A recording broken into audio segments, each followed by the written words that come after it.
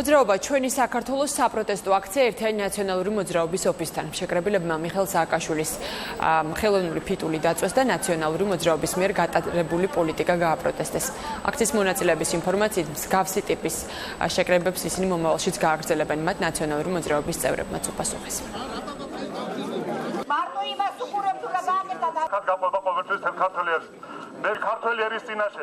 მათ არა აქვს უფლება კიდევ ერთხელ.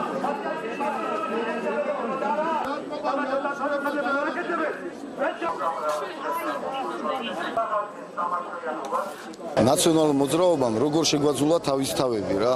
აი ნამდვილად თელ საქართველოში არა დღეს სადაც გინდა არ ჩახვიდე. ყველაფერი რაც ცუდი გაკეთებულა, ეს არის ნაციონალურ მოძრაობის გაკეთებული საქმე.